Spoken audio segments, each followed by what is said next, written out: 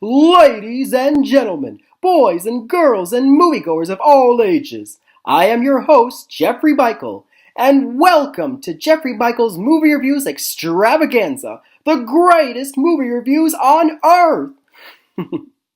But seriously, ladies and gentlemen, in this video, I will be reviewing the movies that were released on December the 20th, 2017.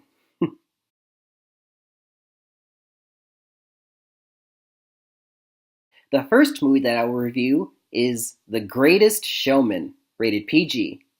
It stars Hugh Jackman, Zac Efron, Michelle Williams, Rebecca Ferguson, and Zendaya, and is a directorial debut of Michael Gracie. Now, The Greatest Showman is an original musical made which tells the story of the life of P.T. Barnum and his formation of the Barnum and Bailey Circus in the 1800s. Now, the movie starts off, P.T. Barnum as a child, loves to put on a show, but his father is furious with him. You stop being silly and be more serious. Otherwise, no one will hire you for their business or their bank when you get older. And also, as a kid, he meets Charity, a girl that he is enamored with, but, her father doesn't want him to influence her, so they're separated as kids, but they still stay in correspondence over the years. And when they're older, P.T., now played by Hugh Jackman, and Charity, played by Michelle Williams, get married, and they have 2 daughters, and she's happy with the life that they have. But P.T. is always wanting, more. And it comes a time when he's suddenly let go from his job as a clerk in a shipping company, and they are now broke and penniless, and they're worried for their future. And then P.T. decides to take a big risk and start to go into something called show business. Now, see, the common acceptance is that P.T. is one of the early pioneers of, creating show business in the first place. At one point in the movie, P.T. says to a guy, "Hey, how would you like to come work with me in show business?" And the guy's like, "Show business? I never even heard of it." "Well, of course you haven't. I just invented it."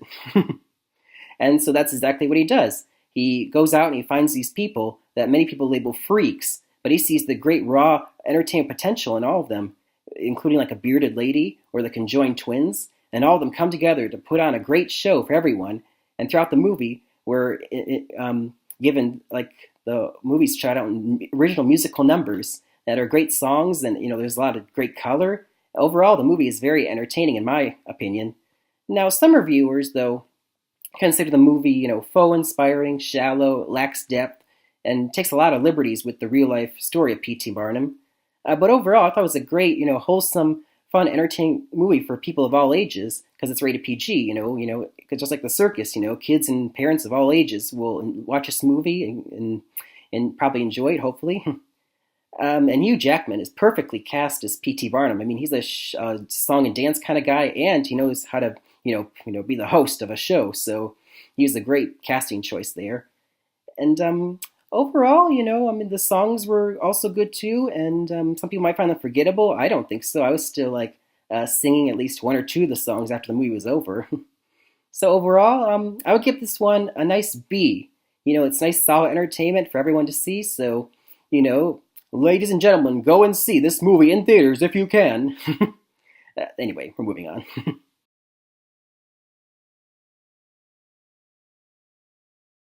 So the last film that was released on December the 20th was Jumanji: Welcome to the Jungle, rated PG-13. It stars Dwayne "The Rock" Johnson, Kevin Hart, Karen Gillan, Jack Black, Nick Jonas, and Bobby Cannavale, and was directed by Jake Kasdan, who brought you such films as Bad Teacher, ugh, and Sex Tape, double ugh. 2 very bad films, in my opinion. Anyway, Jumanji: Welcome to the Jungle is a reboot/sequel to the 1995 film starring the late Robin Williams. I grew up with that movie. I loved it. And so this sequel is set about 20 years after the original. It's set in present day, and it stars 4 teenagers in high school. The main character is Spencer. He's scrawny and has lots of allergies. And then there's the tall African-American jock named Fridge. He's good at sports, but his grades are suffering. And then there's Martha. She's an introvert and doesn't like to socialize with a lot of other teenagers. And then there's Bethany. She's the popular pretty blonde whose phone and social media are her everything. And so through one way or another, they all land in detention, and they're forced to do menial tasks. But in the storage room where they're working, they discover an old TV and a video game system with a video game inside called Jumanji. Now, in the first film, Jumanji was a board game. Why it turned itself into a video game in this movie, I don't know. But they decide, let's play this game while we are here. And so they turn on the game, and they each choose each of their own characters that they can play in the game. And before you know it, they're all sucked inside the game, and they land in the jungles of Jumanji, literally. But they're not themselves when they land there. They each turn into their characters. So Spencer, scrawny Spencer, turns to the big, strong buff, The Rock. And the tall Fridge turns into the very short and kind of annoying Kevin Hart. And Martha, the introvert, turns into Karen Gillan, who is scantily clad. She's got a cut-off shirt and short shorts. Why she's wearing this outfit in the jungle? Kind of sexist there, movie makers. And finally, Bethany, blonde pre-Bethany, turns into overweight man-child Jack Black. Cue the many penis jokes. But anyway, they quickly learn that as their characters, they have 3 tattoos on their arm which represent their 3 lives. So if they lose all 3 of their lives in their game, they die for real. Ooh, dear. And they also find out to get out of the game, they have to finish and play the game and win, and that's how they get back out to their normal lives. And so they find out the storyline is of a one-dimensional villain named Van Pelt, played by Bobby Cannavale, who's severely underused. I mean, he doesn't have many scenes at all, so it makes you wonder, why bother with a villain if you're not going to use him? Anyway, he steals the Jaguar's eye, which is a giant green emerald from the statue of a jaguar in the mountain, and it causes a curse to be laid on the jungles of Jumanji. And until they can find the Jaguar's eye and return it to its rightful place in the statue, they can never get out of the game. Overall, this movie was okay. So I already know that a lot of people, if you went to see it, you probably would like it. But here's the thing. I would probably like this movie more if I were still under the age of 10. But I'm a grown adult. And I just found too much juvenile, immature humor throughout. Like, for example, those penis jokes. Like Bethany, who's now a man, Jack Black. It's like, oh, how do I go to the bathroom with this thing? Oh, I really like this guy. What's happening between my legs? It's like, really? We're in a jungle and that's the jokes you want to go with? And I don't really care for Kevin Hart. I mean, a lot of people like him, but I find he's a kind of annoying comedian. His shtick is like, just to scream his lines really loud and really, you'll laugh at how loud I am. It's like, that gets annoying fast, in my opinion. Only one comedian could pull off screaming really loud and being really funny, and for me that was the late Chris Farley. No one else has come close.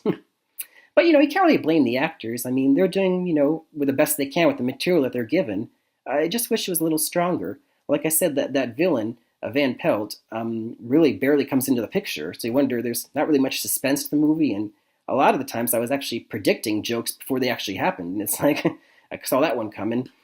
It's a nice, fun movie, I guess, if you just don't take it at all seriously, but you kind of have to because they try to go for an emotional part of the story, and I kind of can't go with it because it can't take the movie seriously. But the original, I prefer more. I mean, a lot of people say it's not much of a classic and it wasn't that great of a movie when it came out, but I thought it was funny and heartwarming, and I definitely remember that film now 20 years later. I mean, another problem I had with this film is that this sequel doesn't have much staying power. I was already forgetting it, days later, and I don't think it will last much longer, throughout the years.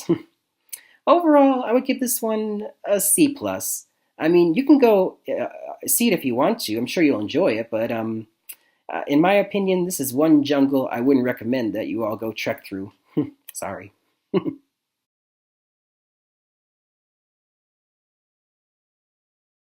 Ladies and gentlemen, it's now time for the recap.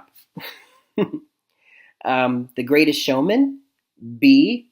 Really fun, entertaining, original musical that tells the life of P.T. Barnum. I definitely recommend this one, ladies and gentlemen.